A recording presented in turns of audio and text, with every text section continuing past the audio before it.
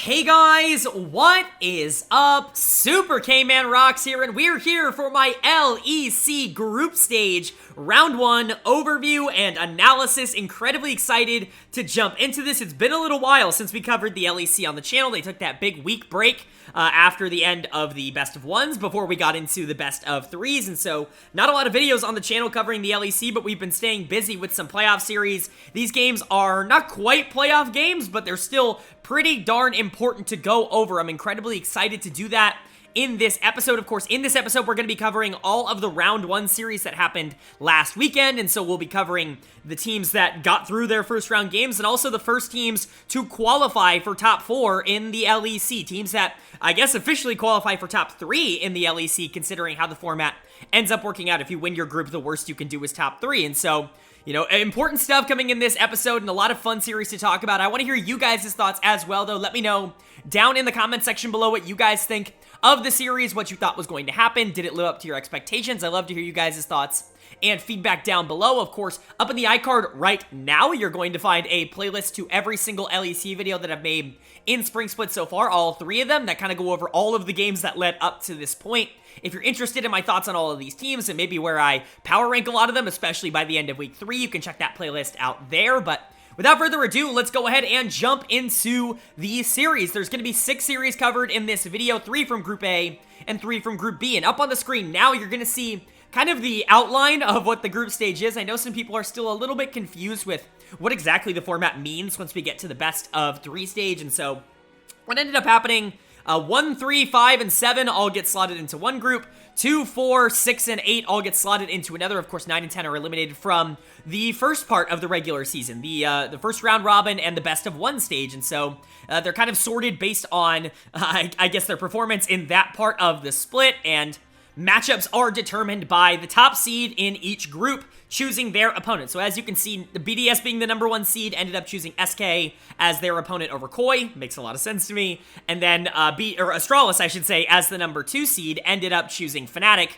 over Mad Lions, which is certainly an interesting choice. Not exactly the one I probably would have went for with the current trajectory, but definitely some intriguing choices. But the winners of both of those series are going to go on to play each other at the end of the week, and then the winner of that series will then advance into the top 4, top 3, you know, actual best of 5 playoff stage here in the LEC. So at minimum, we're going to know 2 of the 4 teams that make the playoff stage in the LEC this split by the end of this video, and we will also know kind of the layout for how the next week is going to go, who is going to be getting some opportunities in order to kind of solidify their spot in that top 4. And so interesting stuff, but without further ado, let's go ahead and jump right into it. We're actually going to be going group by group instead of in the same order that the games were played. I think it's a little bit easier to follow. So we're going to start with Group A. We're going to do all the Group A series first, and we're going to kick off our Group A series with a matchup between the number 4 seeded Team Vitality and the number 8 seeded Mad Lions, and Vitality was able to take this series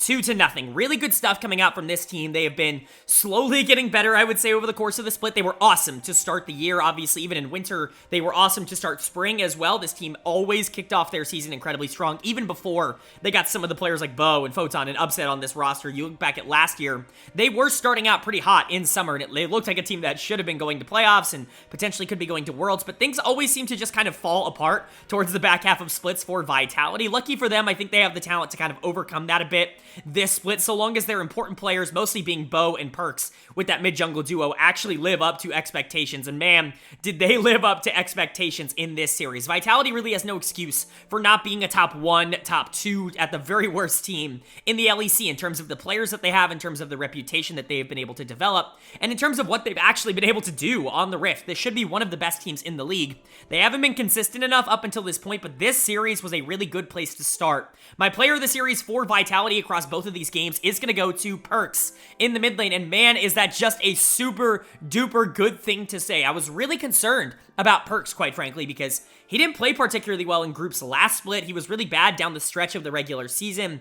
It really felt like kind of a repeating trend with him that he would play amazing, be one of the best laners in any role, specifically though in the mid lane, you know, for the first couple of weeks of the season. And then once we got to the games that were really starting to step it up right before playoffs, that he wasn't necessarily playing at the same level that I would say he was throughout the regular season. But This was a great series. He absolutely destroyed Niski, who is a good mid laner in that mid lane matchup, whether he was playing the Yone, and especially when he was playing the Ahri. Just really good games coming out from the mid laner here, and that's going to be a really important thing for Vitality as a whole. This team relies a lot on their mid-jungle duo, more so than almost any other team in the league. Like, yes, Upset and Kaiser are really good, and Photon's the best top laner in the league, in my opinion, but Bo and Perkz are really kind of the litmus test for how far this team is going to be able to go, not only domestically, but internationally as well, because they really do have that kind of upside. But when Bo and Perkz are playing at a high level, this team is like legitimately unstoppable here in the LEC, and I think we kind of saw that this game. Neither of these games were particularly close. Both were controlled by Vitality basically the entire time, and Perkz in particular I thought was just an incredible talent in this one. Bo did a good job. I think creating plays, was a little bit overeager in a lot of circumstances, ended up dying a lot more than he had to, but that's just kind of the case with Bo. That's what you get with him as a jungler, is a lot of good plays and a lot of bad plays. He's going to be very feast or famine, but as long as the rest of the team can follow up on the engages and the good plays that he ends up making, it's probably worth it in the end. Photon was the better top laner here, which is really good to see. I like seeing more of the aggressive picks come out from Vitality. Malphite, Olaf, not necessarily like the most aggressive picks in the world, but things that you can focus on and things that have agency in the late game, which I think is really important for Photon. You want to give him the opportunity to actually be able to make plays for your team instead of just being a weak side top laner that tries to be relevant in the late game. And then Upset and Kaiser have been awesome together as a duo. They clearly have really good chemistry together. Now, it hasn't always worked out for them, especially in the third week of the regular season, but, you know, when they're on and when they're playing a bot lane, no offense, like Carzzy and Hill is saying, that can be, you know, a little bit feast or famine, that can be a little bit over-eager and over-aggressive and maybe die a little bit more. If you can get those two rolling, if you can get them, you know, kind of on the same page, it's just going to be lights out. They're going to be able to capitalize on a lot of that stuff, and they definitely were in this series. Upset in particular, his positioning is just flawless. There was a reason that I thought he was going to come back into the LEC and immediately become the number one ADC again, and that's just because his positioning, his micro, his mechanics are just better than anybody else's in the league, and they have been for quite a while. He was really good on Fnatic, even though people like to blame him for some things that weren't his fault, but he has been just as good on Vitality. He has basically come in and reinserted himself into the best AD in the league category, and Kaiser's really gotten back on track after what was a kind of up and down winter split, I would say, for them, for trying to be kind. But Vitality as a team, incredibly strong and incredibly fun to watch. This team, at their absolute best, is a contender to win it all, and they really are probably going to be looking to come out of this relatively weak group as the number one seed. And then for Mad Lions on the other side, not good. I don't really know how to explain what ended up happening with this team. This was a top 2 team in the league in winter, like literally a month ago, and as of now, they might not even be like a top 6 team in the league. Like, they have been disastrous over the course of Spring Split. Everything that could go wrong has gone wrong. I think Niski has taken a pretty major step back. He was awesome again in winter, just like he was when he won his MVP in summer of last year, but it's not been a particularly fruitful Spring Split for him so far. Perkz was just better. Elyoya looks mentally checked out, and I do feel kind of bad for him, but again, you know, I get he wants to play for a different team, but you at least got to try to win on the team that you're on to incentivize other teams to potentially buy you out. But the real big problem that Mad Lions has, and it was the problem that cropped up in the playoffs as well last split, is this bot lane, they're just too inconsistent. 2 games of Lucianami, which I already don't like. I've explained a lot of that on the channel before. I think Lucianami's just not in a dominant spot right now, especially when you look at Xayah, when you look at Zeri. These champions that, while they don't have the same kind of early pressure that Lucianami have, are just so much infinitely more useful in team fights, and they can peel themselves, and they have agency in the game, and there's just a lot of positives, I would say, around those picks that I don't think Lucianami necessarily has in spades right now, and Carzzy and Hilly really trying to rely on that early game aggression to be able to get themselves ahead, but Elyoya didn't want to focus on bot lane, and so they end up just losing. Like, they end up just being the worst 2v2 bot. Carzzy's gonna get my dud of the series. Just not a good look. These two were a problem last split as well. We talked about it all throughout the playoffs. They kind of won in spite of these two, and while I do think that Hillisang has had some good games and Carzzy had some good games in winter, it's just not enough for me to truly believe that what they're doing here is going to be good enough for them to get to top 4. This is going to be something that has to either get fixed or it has to change for this team in order for me to feel really at all comfortable with them moving into the next round. But Niski and Elyoya have to step up. They were the lifeblood of this team in winter, and they were the reason why they got to the finals. Chasey was really good in that playoff run. He's kind of reverted to what he was in the regular season in winter.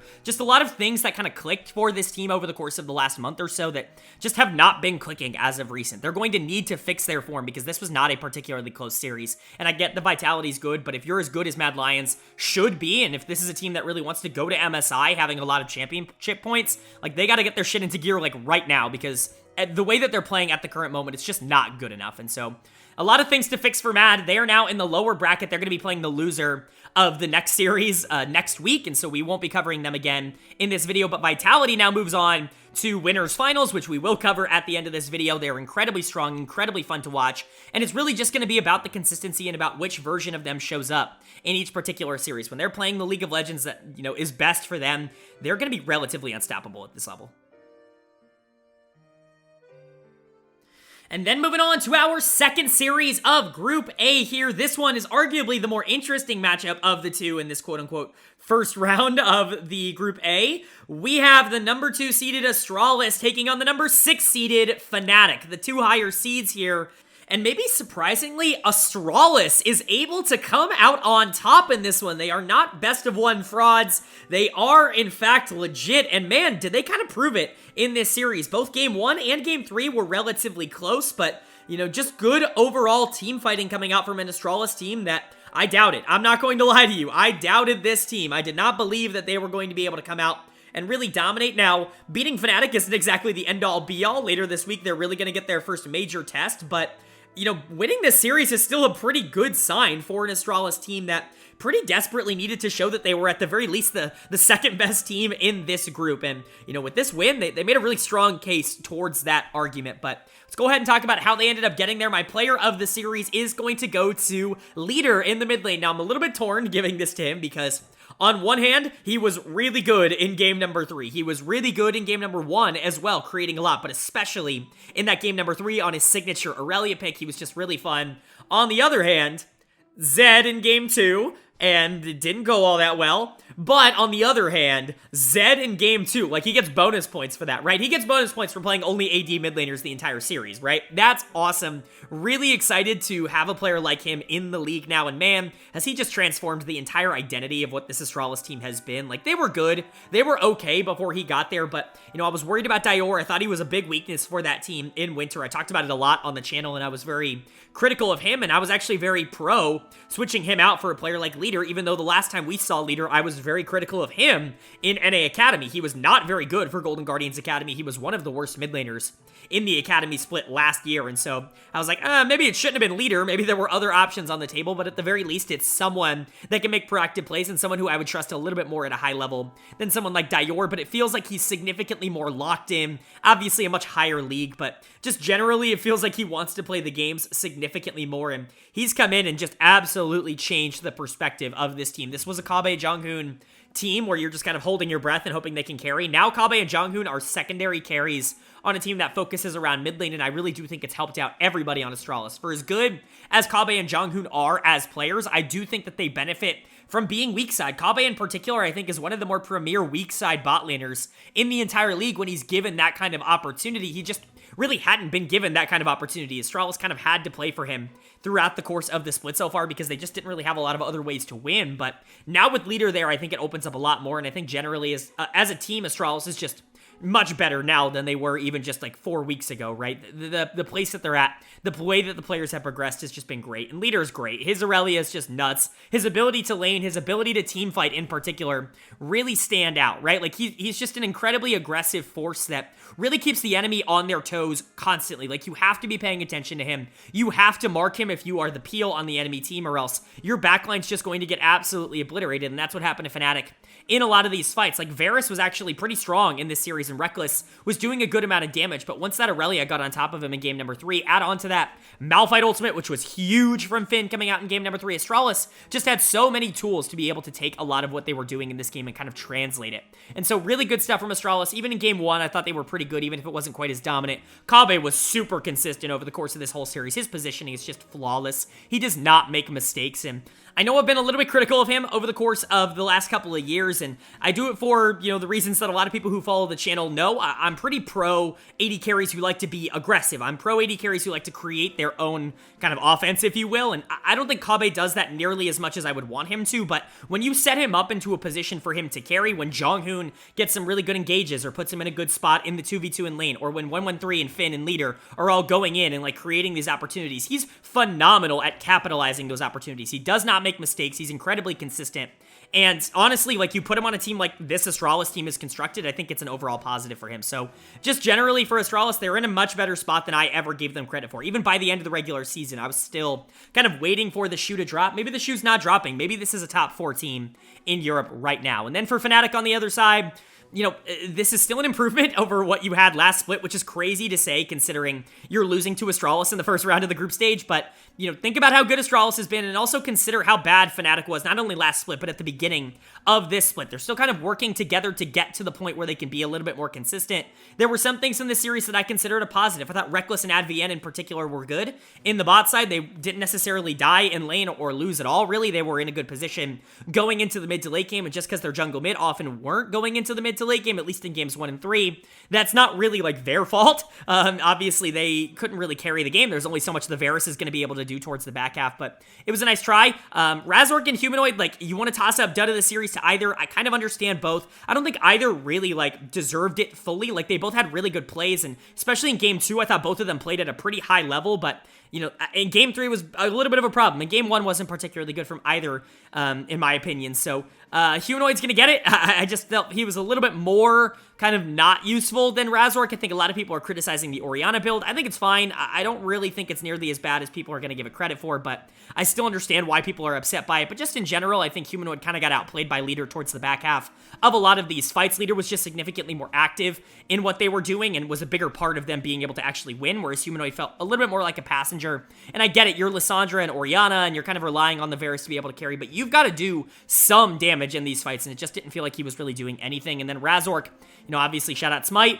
Smite's a big key. I'm not going to elaborate further. Smite is a big key, but Razork is just kind of inconsistent as a player. It's just what he's been all year long. The Maokai games were not good. The Vi game was good. Razork always does better on a champion that can kind of create their own offense in the early game, can really be a little bit more aggressive, can create the tempo and kind of control that, and he was not going to be able to do that against 113 in this series, who quite frankly just out-jungled him in the early game. And so, good stuff from Astralis, not bad stuff from Fnatic. They were at least able to contend in a lot of these games. I certainly think they looked more competent than a team like Mad Lions earlier in the day. I think they definitely looked better, and I think that matchup is going to be interesting for next week. But congratulations to Astralis moving on to that top 2 in the group, or at least that winners bracket finals in the group. They're going to have a chance to play against Vitality for the chance to get out of this group as the number 1 seed, secure their place in top 3 in the LEC, which is super important, and quite frankly just prove everyone wrong. The addition of Leader and just kind of the overall synergy that the rest of the team has had has been incredibly fun to watch and incredibly fun to experience, and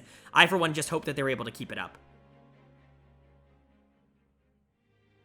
But now that we've covered the first 2 series in Group A, it's time to get on to who is going to be coming out of Group A as the number 1 seed. Who's going to win the group? Well, we're going to find out right now. Like I said at the beginning, we're jumping around a little bit because I want to get each group done individually. So we'll do all 3 series from Group A, and then all 3 series from Group B. And the final one from Group A is, of course, a matchup between the 2 teams that won earlier on in the weekend. And so it's a matchup between the number 2 seeded Astralis and the number 4 seeded Vitality. And the winner and coming out of Group A as the number 1 seed is Team Vitality. Really good stuff coming out from Vitality here. Almost no notes. I mean, this was dominant. This was destructive. I'm going to say this right now. Before we jump into the analysis, this might be the single biggest, like, single position gap I have ever seen in a best of series across both of these games. Jungle was just not fair. Like, it was just not fair to watch. Bo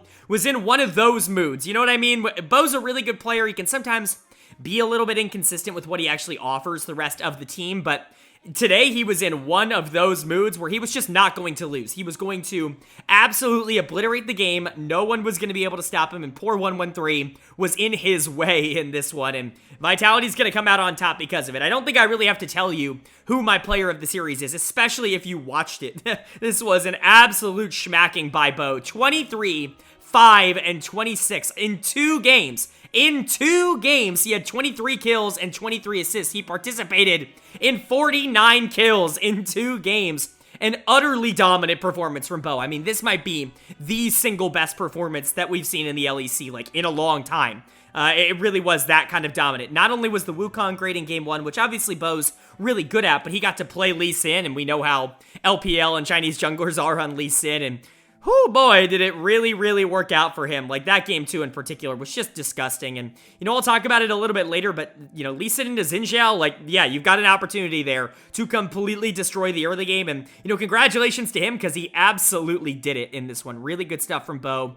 Again, if he's going to play like this, they're easy champions. If he has any kind of play like this for the rest of the year, it is a cakewalk to the LEC title, and this team is legit going to contend for MSI, because this was a world-class jungle performance. This was a top 5-4 in the world kind of jungle performance coming out from Bo. I can't hype this up enough. It really was that kind of showing from Bo, and obviously you're not going to get this every game, because you're just not. Bo's not the kind of player that's going to be consistent enough to be able to give you this every game, but the fact that it's in there, the fact that he has this in him is just disgusting. I mean, it's absolutely brutal to have to play into, and credit to Bo for being able to pull it out here.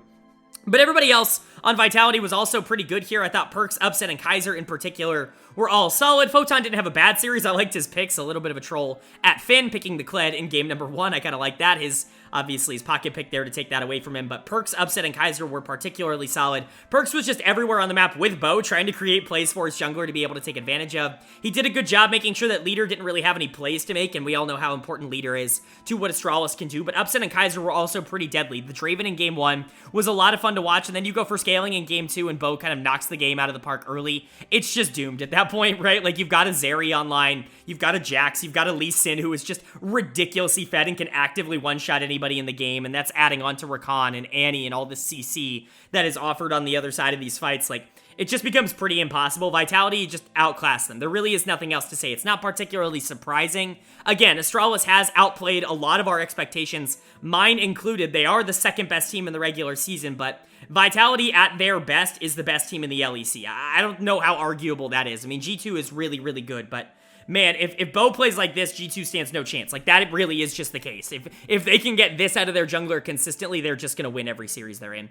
As for Astralis on the other side, bad. I mean, not all that good of a series, if we're being entirely honest. Their mid-jungle really collapsed, and that's going to be a little bit of a problem. As good as Kabe and Jonghoon are, the reason that this team has gotten to where they are in the standings is because they now have a jungle mid-duo, which they didn't really have as a strength at the very least in winter. 113 was all right. I thought he was better than I was, expecting him to be, but Dior was a problem, and quite frankly, 113 and Leader were just not good in this series. They got completely outclassed by their opposition, and when that happens, Astralis is going to struggle to win games. They're just not going to be able to keep up in terms of, pressure, because Kabe and Jonghoon aren't winning in that same kind of way that, they were in winter, because they're not being given the same kind of resources that they were being given in winter. But 113 is going to get done of the series. The Maokai game was bad. The Xin Zhao game was worse. I don't really know what to tell people at this point when it comes to Xin Zhao. I've been kind of polite about it. I would say over the course of the split so far, I've been like, I just don't really think he's all that good of a pick. I think I'm done being polite about the Xin Zhao pick, and I'm willing to just go out and say, like, it's garbage. Like, it just doesn't work. It's not good. I think it's got a less than 10% win rate globally right now. It's just bad. Like, it does nothing. I understand that some of these players are good at Xin Zhao, but the champion is so weak right now that you're putting yourself at such a deficit just by picking him. He's supposed to win early, but he has absolutely no chance to win early because he can't actually 1v1 any other jungler in the game right now. And so, yeah, it's frustrating to see that in a, kind of must-win game for Astralis, quite frankly, but it was more than just the champion that got 113 into this position. This was his worst game as a pro, at least in the LEC, and that's not good. That's kind of a negative connotation. Again, you're going into Bo, who might just be the most talented player in the LEC, but you still want to see at least some level of resistance, and 113 didn't offer that. 15 deaths across 2 games at a pro level is just really, really bad. Leader wasn't much better. 2 games of Silas, I think it does fit kind of how he likes to play the game, but certainly not a champion that I think he is, like, incredibly well known for, at least at the same level that he was some of the ones that he was pulling out in the first round against Fnatic, and he really couldn't accomplish all that much. Not a lot of great ultimates to steal. On the other side, you're kind of just hoping that Annie ultimate or Rakan ultimate become, like, super useful, because, none of the other ones are really all that good. Like, Lee Sin kick can be useful, Jax ult can be fine, like, it's free stats, whatever, but outside of that, there's really just not a lot of good interactions for Silas to be able to steal, and to pick it twice in this series, I just don't think is particularly good, and it was particularly bad in game number 2. Poor Kabe and Jonghoon, I think, tried their absolute best. Finn had some moments on the top lane. The Olaf is a scary pick. Like, he can actively win fights by himself. We saw that in the LCS, but it just wasn't going to be enough to overcome the deficit the jungle mid was kind of putting this team in this series. But congratulations to Vitality. They are officially the first team to move on to top 4. They have officially locked top 3 in the LEC. Remember, because they're slotted into upper bracket from winning the group, and so the worst that they can do is top 3, and that's going to be really good. Now, obviously, the upside is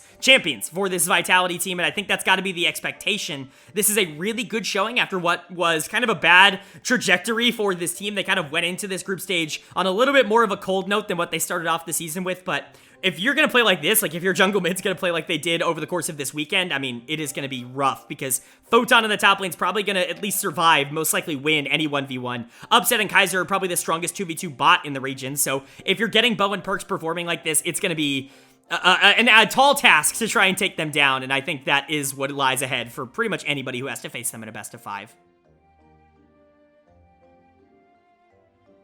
But now that we finished up with Group A, it's time to move on to Group B. And all due respect to Group A, Group B is a little bit more interesting in terms of the teams that ended up being in it. You know, all due respect to Vitality and Astralis and Fnatic, and no respect over to Mad, but I think pretty much all 4 of the teams over in Group B have some case to be made that they are dark horses to win any series that they kind of get thrust into, and that kicks off when our number 1 seed kicks off Group B, and I'm excited to go over that series. We had the number 1 seeded team BDS taking on the number 5 seeded SK Gaming, and BDS does get the job done. They are able to take down SK, and they do so in quite efficient fashion, which I think is a really, really good sign. Again, kind of similar thing to Astralis. This team rose up the ranks so fast in the LEC in terms of just people taking them seriously that you didn't exactly know what you were going to get out of them over the course of the entirety of best of 3s and best of 5s, but, you know, BDS, I think to their credit, a little bit more so than Astralis, showed signs of being able to grow into this in winter, and I think really proved it in spring so far. Like, this team has the potential and probable MVP of the split in Adam in the top lane. They've got maybe the first team all-pro bot laner in Crowny, and then Lebrov's not going to be far behind. Sheo has improved so much. He has become so much better than a bottom-tier jungler. Nuke, I think, has played one of the more consistent splits he's played in a while. Like, I really do believe in this team. And SK certainly are no pushovers. This was a top team in the league in winter. You have to remember, they were a top 4 team in the league. They got out of groups last split. And so, to see them kind of just get obliterated by BDS, I think is a really good sign for how good BDS actually is. Let's go over what they did right. Player of the series has to be Crowny. In the bot lane, him and Lebrov work so well together. It's so fun to watch these two players get to play together at a high level because really, they're just always on the same page, and it doesn't really matter what, like, combination of champions they're playing. In this one, they had, you know, a Jinx and a Xayah, 2 champions that I think can fill similar roles, just maybe they kind of skew towards the opposite ends. I think Jinx, you know, okay in the early game, certainly not someone that's going to get bullied out, you know, ridiculously hard, but is mostly known as a late game AD carry, as a hyperscaler. And then Xayah, you know, can kind of function as a really good late game hyper carry, but is mostly known for being able to survive early laning phases against these more late game scaling ADs, your Aphelios, your Xerries, and being able to kind of abuse them a little bit more efficiently early. And so, you know, it really does show a little bit of versatility coming out from Crowny and Lebrov to say, like, hey, we can play early, we can play late, we can really do whatever we need to, and we're going to be able to win. And Lebrov has been, like, the unsung hero of the LEC in 2023. I've been talking about him a lot on the channel. I've been very high on Lebrov for a while. People who have watched the channel know that. Obviously, 2022 wasn't exactly his year, but Vitality was a disaster. And I think a lot of that was irrelevant of what Lebrov was doing for that team. He has been one of the more intriguing supports in the entire league for a long time. He was rookie of the split, I think, in like 2018 or 2019. Stayed on that Vitality team forever, was the only player to stay on the organization when they built a super team. That should show you the confidence that the org had in him as a player, and clearly the fit just didn't work out, but getting him on this BDS team where everything feels like it's clicking, getting him back with Crowny, who we had such good synergy with on that split in Vitality, I think it's just a really big positive for BDS. And the big positive here is that Adam, the probable MVP of Spring Split, at least in my opinion, the player who was added the most amount of wins to his team, the best player on the best team in the league, wasn't very good in this series. Irrelevant was much better in the top lane matchup. In both games, I would say that Irrelevant had a pretty strong lead. And yes, like, I can understand matchup-wise, like, Rumble into Olaf. I can get why Rumble was able to kind of generate a lead there. And then, like, Gnar into Darius. Maybe that one a little bit less, but I still do kind of understand it, right? But you still got to give Irrelevant credit. We'll get to him in a bit, but it's a really good showing from BDS to know that even if Adam doesn't step up and if Adam isn't a huge carry for this team, that Crowley and Lebrov are not, like, just capitalizing on the rest of the map being strong. They can win not only the isolated 2v2s against a really good bot lane in Exakick and DOS, but they can also take over the game in the mid to late game and really be a point that BDS can carry through. It is a very dangerous combo,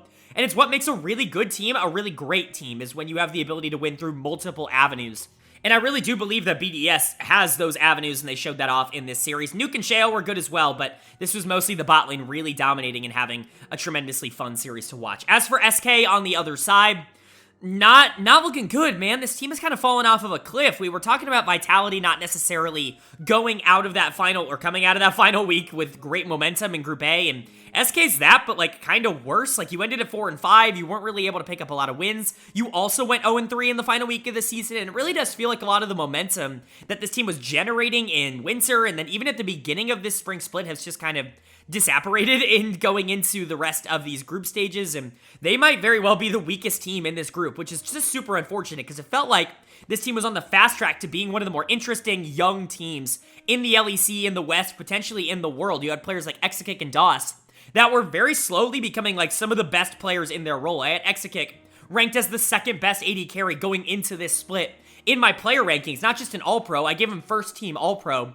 in winter, and honestly, he's kind of just been okay over the course of this split. He hasn't necessarily been bad. He was pretty bad in this series, and in my opinion, this is probably the worst series that he's played as a member of SK Gaming, but you know, he just hasn't been that takeover threat. It feels like teams are a lot more interested in trying to shut him down early. Teams are more interested in investing in that 2v2 bot, making it a 3v2 or making it a 3v3 early on in games to try to get those two behind. It doesn't leave a lot of opportunities for Marcoon or Certus to be able to create those plays that they really like to do in the bot lane. And I do think it's hurt SK a lot. Like, they're a team that I think has been, I don't want to say found out, because I do think they're a little bit more versatile than people give them credit for, but they're certainly not the most flexible team in the entire world, and I think people are kind of definitely starting to discover that. Marcoon was definitely not all that great in this series. Sheo was definitely more impactful in the early game, but I have more faith that Marcoon's going to be able to bounce back. I think him and Irrelevant have actually been pretty good over the course of this split, especially compared to what the rest of the team is offering, but Certus took a major step back in the final week of the season, and that certainly didn't turn around in this one, and then Exakick and DOS may have just had their worst series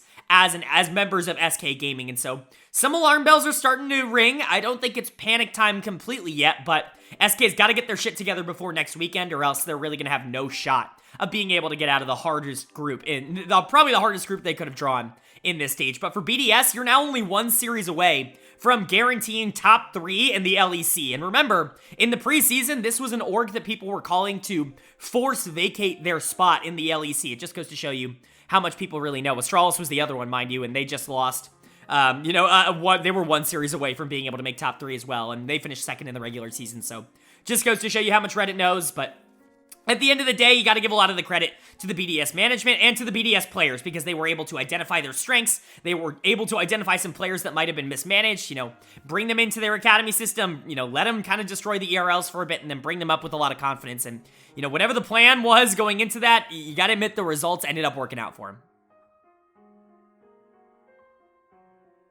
And then moving on to our second first round series of Group B. Kind of a weird way to end up phrasing this. I don't really know what the correct terminology is to describe the difference between these series, but the upper bracket round 1, the second upper bracket round 1 series was between the number 3 seeded G2 Esports and the number 7 seeded Koi. And Koi picks up the win again this time. This is the second split in a row that Koi has completely sandbagged the regular season, the best of ones, and then walked into best of 3s and been a team that, is actually very, very competitive and can take down some of the most dangerous teams in the league. Case in point, our winter split champions, G2, and I don't really know what to say anymore, man. It's certainly a strategy, not exactly one that I would recommend you employ, nor do I think that it's good to reward teams for completely sandbagging in the best of ones, but it clearly seems like Koi just doesn't try as hard in games that don't matter. Like, we've been talking all split long so far about how Man, I don't really know. Like, they're having a lot of problems winning through bot lane. Like, they're just not playing all that well. Malrang's been pretty inconsistent. And, you know, while Larssen and Shigenda I thought were pretty good, like, especially in spring, I just didn't think they had enough firepower. Their three most consistent players just were not stepping up, and that's going to be a problem. But it turns out none of them cared. And obviously, that's going to be a little bit of a problem when you're playing best of ones. But I guess as long as you get there in the end, there's some merit in that. Comp, Trimby, and Malrang were really good in this series, but I'm going to go ahead and give my player of the series to Larssen in the mid lane. I'm actually really high on Larssen and how he's played this split, which is pretty funny considering, you know, my take on him as a player forever. At this point, I haven't really changed my thoughts on Larssen, like, as a player, like, in the grand scheme of things. I still think he's the exact same player I thought he was going into the year. I think the mid lane pool is not quite what I thought it was going to be going into the year, so Larssen ends up climbing some ranks from that, but he's still an incredibly consistent player who's not really going to dominate lane, and he's going to be useful in team fights, but you do kind of need some other players around him. But the usefulness that Larssen brings to the table, the ability to kind of accelerate what Malrang wants to do in the jungle, his, you know, willingness to give up a lot of resources in order to get the rest of his team ahead, I think is a major positive for a lot of what this team ends up doing. And he was really good in this series. Game 1 was super in favor of G2. They just kind of dominated every aspect. A couple of bad engages from Caps on the Yasuo, but outside of that, nobody played bad. Broken Blade, Yike, Hans, Mickey, everybody on that team really, even the Yasuo was really strong, and there was just not a lot working for Koi in that game 1, but they were able to bounce back. A really good game 2 coming out from this Lee Sin Lissandra combo. This is a big reason why Larssen's getting player of the series for me. I thought his Lissandra game in game 2 was spectacular, and I think he's going to get underrated for that performance. And then game 3, while the Wukong and the Akali and the Kennen were a lot of fun, especially considering Shigenda's, you know, crazy plays on that Kennen, I think Comp and Trimby were definitely more of the focus. Comp ends up being like 12-0-12 in that final game. I just don't think he was nearly as good on the Zeri, and so I'm not super keen on giving him player of the series, but Larssen was really consistent all games. Even the game that they lost, like, his Silas was at least a little bit more proactive than some of the other picks that were coming out, but generally speaking, that Lissandra game in game 2 is really what he's getting this for. Malrang, I think, is who got it on broadcast. Totally understand that. Lee Sin in game 2 was dominant, and he had a really good early game on the Wukong in game 3, but again, Comp and Trimby were also really good, and I talk about this a lot. Koi really runs almost entirely through their bot lane. I've said it once, I've said it 100 times on this channel. When they're trying and when they play at a high level, Koi wins. Like, they just win every series that they have played. The only series that they have lost with Comp and Trimby actively, like, winning lane and trying to play well was against G2 in the top 4 last year, and so outside of that, their loss to Mad in playoffs last split was not good. Comp and Trimby completely shit the bed there, and then every other series that, you know, Koi has lost has been, you know, Comp and Trimby not necessarily living up to expectations. If you can get these two to play at a high level, Comp in particular, who's just been wildly inconsistent over the course of 2023, if you can get him to play at a high level, then this team's probably going to win. They have enough firepower to be able to maximize it, but, you know, this team does rely a lot on his ability to win in the mid game. That's really what they did a lot last year, but now the inconsistency has started to creep its way in terms of winning like that. And, you know, if he can still have those good mid games, it's going to work. If he can carry in the late game, it's going to work. But if he can't, Koi's still going to be in a little bit of trouble, and that's definitely going to be still the avenue that I think teams can attack with them. Shigenda has been a lot better than people give him credit for. Legitimately one of the best top laners in spring so far. I know the role hasn't exactly been dominant, but Shigenda's right up there with anybody. And then, like, I already talked about Malrang and Larssen. They were really good. I think Koi, when they're clicking, like I said, when Comp and Trimby are playing well, this team likely is going to be able to take down almost anybody in the league. And then for G2 on the other side, not the G2 performance you were really looking for, especially in the mid lane. Caps is going to get my dud of the series. This was a miserable series for Caps. Even on the Yasuo in game 1, his positioning was kind of bad, but he was able to get away with it because Pantheon, Gragas, like Varus, Heimerdinger, like, there are a lot of options here that I think can, you know, create more plays for G2, and Yasuo can still be useful in the late game even if he's died a lot. But that's not necessarily the case on picks like K'Sante and Ahri, who just got entirely outscaled. The K'Sante pick in game 2 was miserable. Caps, I know he can play it, but, like, if this is the performance that he's going to be putting out on it, probably stay away from that pick in the future. And the Ahri in game 3 wasn't better. Like, Kali was just more on the map. I thought Malrang had a lot of pressure, like I said, in game 3, so that kind of opened the map up for Larssen a little bit more, but you're expecting more out of Caps. Quite frankly, he should be the better mid laner between these two, and the fact that he's not is just kind of disappointing. Hans and Mickey were not good. If you're going to pick Varus 3 games in a row, you have to win lane. Like, that's the whole point of picking Varus, and if you don't win lane, there's no point in picking Varus. Hans and Mickey did not win lane in games 2 and 3, and that's pretty disappointing, especially with Mickey jumping on the Jarvan. Really like that pick coming out from him. I like Jarvan support in general right now, but just didn't necessarily work out for G2. I like the Pantheon in the top lane as well, kind of a wild counter to Jace, but, you know, I think in the right hands it could work. Broken Blade, not necessarily someone that's on the community's best side right now, but I think he's almost underrated in terms of the impact that he brings to the game. He was good in game 1, but again, not super impactful towards the back half of this series. Yike had trouble being able to regain any sort of pressure once all of his lanes lost. Big shocker there. Even the best junglers in the world have that problem. I saw a comment, I think on Reddit, could have been on Twitter as well, where someone said, like, if Yike doesn't know how to play to losing lane, like, to all of his lanes losing, that he's not going to do very well internationally. Yeah, no shit, dude. If you gave Peanut or Kanavi or any of these other junglers 3 losing lanes, they're probably going to lose pressure that game. Like, that's... I don't understand. That's going to happen. You can't control everything as a jungle. You do have to have some level of cooperation from your laners. You can do a lot to try and, you know, assist that, but, you know, if the enemy team gets it, the enemy team gets it, and it's just gonna be a little bit difficult for you. So, just kind of some early game mishaps and not being able to translate it into the mid to late game for G2. I'm not gonna panic. I'm not gonna freak out. This team does this all the time. I'm not going to completely sit here and say, no way G2 comes back from this. They're still probably gonna be my favorites to get out of this group in second place, basically, no matter who they face, but no opportunity for them to get out of this group in first place, which means that, you know, it's at least an uphill climb for a G2 team that hasn't really had to have a lot of those over the course of this year so far. And then for Koi, they're going to be playing up next for a chance to get out of this group as the #1 seed again after completely sandbagging the regular season. I guess if it's a strategy that works for you, it's a strategy that works, but, you know, pardon me for not being entirely thrilled about it. And that's going to bring us to our final series of the video, our final series of Group B, and the second series in the video to decide who the other team will be that locks themselves not only into the bracket stage for playoffs, but in top 3, which is a really, really big deal here in the LEC. It's between the two teams that have won already, the #1 seeded BDS and the #7 seeded Koi, and the winner of the series and the team that's going to be moving on to that top 3 is BDS. They are able to pick up the win in, quite frankly, 2 pretty dominant games. They 2-0 them. It wasn't even a 2-1. Koi couldn't take a game. This is where regular season Koi went. And this is what regular season BDS was. And they've carried it over. They went 4-0 this weekend. And that's incredibly impressive. They played SK Gaming and Koi.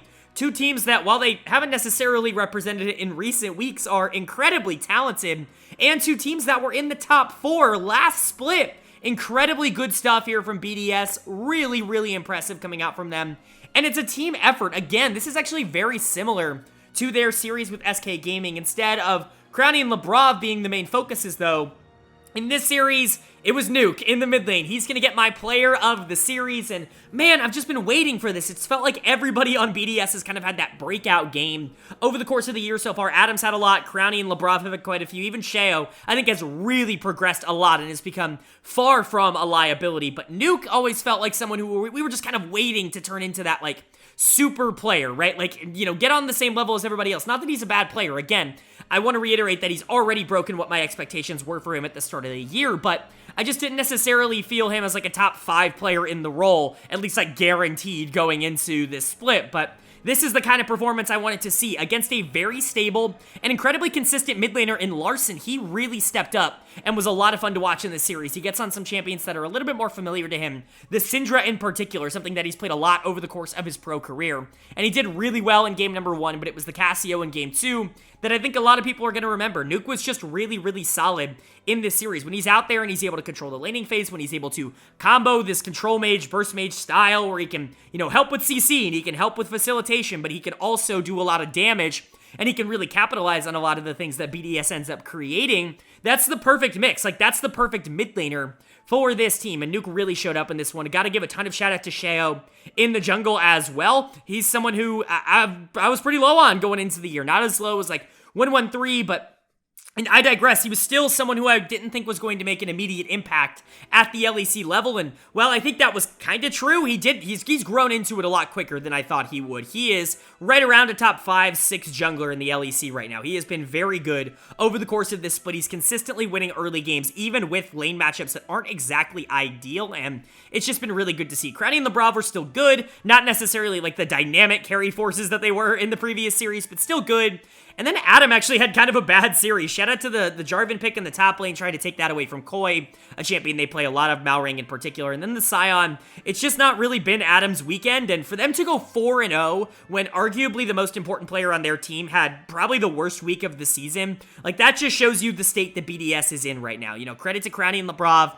They are one of the best lanes in the league. You know, credit to Sheo and Nuke. They've stepped up and grown so much as players. And, you know, if Adam can get back into the form that he was in for most of the regular season, where he was literally dominating people, I mean, up like 30, 40 CS in almost every single game, like this team is going to be unstoppable. Like they could genuinely be one of the best teams in the league. And that's scary and that's fun. BDS being one of the best teams in the league, that's an absolute blast. They've got Vitality lined up now in the upper bracket of the top 4. They have locked their place into playoffs, and that's just an awesome thing to say. This team, at worst, can get top 3, and there's a very realistic possibility they do even better than that. But as for Koi on the other side, maybe I spoke too soon when I said they were sandbagging in the regular split, because they still kind of got blasted in this series by a good BDS team. And it was a lot of the problems that ended up rearing their head again. My dud of the series is going to go to Trimby in the support position, and I wasn't really thinking about it. Obviously, it's been a little bit since I watched the LEC, but, you know, going back and reviewing a lot of my notes, Trimby's kind of been bad in spring. Like, I really liked how he played, especially towards the back half of winter. To me, he felt like the best player on Koi as we got into playoffs in winter. And then spring has happened, and it's felt like every single game that this team is down, Trimby is getting absolutely destroyed. Caitlyn Annie is such an interesting lane to play in a concept way, because you do want to get that poke. You do want to get that early pressure, but Annie really does kind of rely on 6 to be able to full engage against something like Xayah, who can just out-damage her early on in the game. And so it's not exactly what I would be looking for in terms of a bot lane duo, but he wasn't good on that. He wasn't good on the Thresh. The Thresh Aphelios just did not work. And again, this goes back to what I said. I don't really want to be a broken record, but I kind of have to be, because I continuously get proven right about this. If Comp and Trimby lose, Koi loses. Like, it is just if A, then B, right? Like, it's just how it works. It doesn't matter what Malrang and Larson and Shigenda do, and they were also bad in this series, but if Comp and Trimby lose, Koi loses. It really is as simple as that, because he is their mid-game force. Comp in particular is their mid-game force. Now, can Malrang have better early games? Absolutely. Can Shigenda be a little bit more impactful from the top side when he's generating early leads? Definitely. And can Larson just be more consistent? Like, he had a couple of good plays here or there, but, you know, Nuke was just generally much more relevant towards the back half of pretty much every single one of these games. Are all of those things true? Absolutely. But Comp and Trimby, I think, are really where the lines are drawn for Koi. And so they drop down to the finals of lower bracket. They're going to play the winner of the 2 teams that lost in the first round, which of course are SK Gaming and G2. BDS now moving on to top 4. Incredibly excited for this team. And, you know, we were talking about Vitality earlier in the video as a team that doesn't really have a lot of contenders, doesn't really have a lot of teams that can go head to head with them. Well, BDS playing at this level is maybe one of the few teams in the league who can actually give them a run for their money. All right, but that is going to do it for my LEC group stage round 1 overview and analysis. Incredibly happy with how this, you know, weekend turned out in the LEC. 2 of the most interesting teams in the league end up moving on. You can see Vitality out of Group A, BDS out of Group B, and that leaves 3 teams in each bracket. Curious thing to note, when you look at the teams that are in lower bracket right now, it does include all 4 of the teams that made playoffs in Winter Split just like a month ago, which is insane. 3 of them are in Group B. That means 2 of the teams that made playoffs last split are not going to make it again. Either G2 or Koi will not make it, and then, you know, SK probably, you know, no spoilers, probably isn't making it out of that series with G2, but, you know, Mad Lions is also in a pretty tricky spot. I think you can make a really solid case. They are the worst team on their side of the bracket as well, and so a lot of question marks and a lot of turmoil coming in the LEC, and it just makes for some exciting games. But of course, let me know what you guys think down in the comment section below. What did you think of the games? What do you think is going to happen next weekend? Do you have Fnatic Mad? Do you have SKG2? And then, do you have Astralis or Koi? Who do you think is going to be moving on out of each group? I'd love to hear you guys' thoughts and opinions down below. Of course, if you enjoyed the video, hit that like button. It really does mean a lot to me, and of course, it lets me know you guys are enjoying the channel.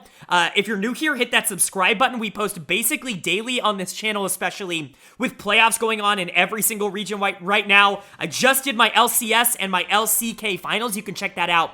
On the channel, they were just uploaded a couple of days ago, and so if you're interested in more comprehensive LoL esports coverage, especially for some of these playoff finals, as we get into MSI, those videos are going to be great. And then, of course, MSI videos are coming up very shortly once we know all of the teams that are going to be qualifying. Thanks, LEC, for qualifying like 4 days before MSI starts. But with all that being said, I hope you all are having a great day. I hope you continue to have a great day.